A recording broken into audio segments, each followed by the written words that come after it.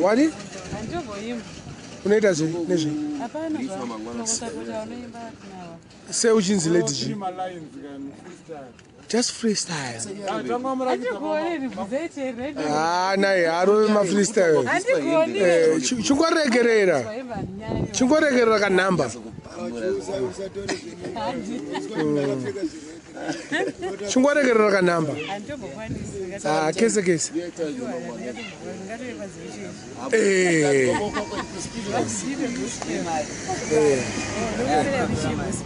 Yeah.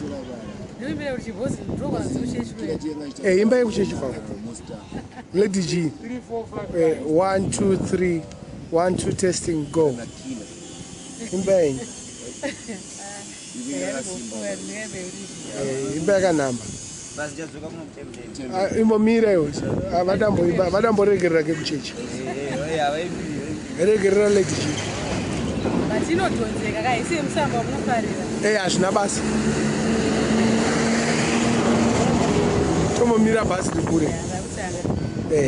Dombo rekare mate murirwa ini ngandi vande mamuri ndipo iswe paviri pasi vaerero kuipa nemo zvayandibata pasimba rokuipa nemo zvayandibata kakaipa chimborimikisa chiri pakake chitukacho aiwa mira kanyosa aiwa iyo cha tudavhenesa sister regerera kechitukacho because azviite kuti uimbe 1 mira chimboregerera kamwe kacho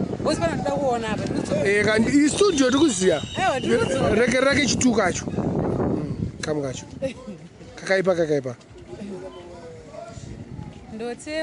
ndoteura muponisi kuti ndiitwe semi ndoda kuti mweya wenyu svikewo kwandiri moziva ndina simba ndinonetswa nenhamo ndotsvaga zvakavimbisa pindurai miteuro. Saka ayo meakati patapesa interview yacho because meatipesa interview yacho because paunongodzoka unonga ungoenda unoimba. Munogara upi Lady G? Munogara Gweru. Munogara Gweru, right. Munonzanisa renja here? Sarangu. Nonzi Ladies Mapopa. Okay. Saka makatanga kuimba rini? Zvekurekodha. Ndoziva kuti munogona makatanga kuimba zvemuchechi zvakudhara kurekodha masong ekwenyu ekutanga makatanga kurekodha rini? Hamusati marekodha? Tokuona kuti murekodhero mahara kapa. Aiwa isusu tisiwe kuhatitorumbe mubvunze yeye. Nhasi studio yatokwira hamuna kuiona chikwira? Because marekodha ka munorekodha simdanso kamunofanira kubva mangorekodha ka1 mune makore mangani Lady G? 20 something. 20 something is 22 ka 21. Makapfuura 2025. Kuseri nekuseri kumberi kana kumashure. Saka murikugara kupi? Muri Mbare? Murikugara kupi Mbare mani? Muri paganiro. Okay, ndokwamurikugara. Okay, inogara muna Second Avenue. Inini personally ndogara kuCanada. Why ndiri kudaro ka kana bvunzai mukomana iye achakutaurirai. Zvandiri kutoita ka zvitori kumberi. Muchabuda painternet. Zvokuti vanokuziva kana mune hama neshamwari dziri kunze kwenyika dzichakuonai. Saka zvatiri kuita ka izvi tiri kutoita zvitori kumberi. Because panani Lady Bima vari kuuya vanogara kuEngland. Wakambomunzwa? Lady Bima akauya vanoita zvechechi.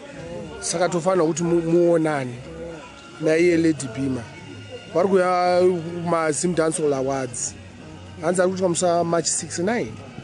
Saka kana muchiri muno maHarare tunoona kuti maonana mune phone number here kuti vanhu vakonga kubate kana muda kuimba navo.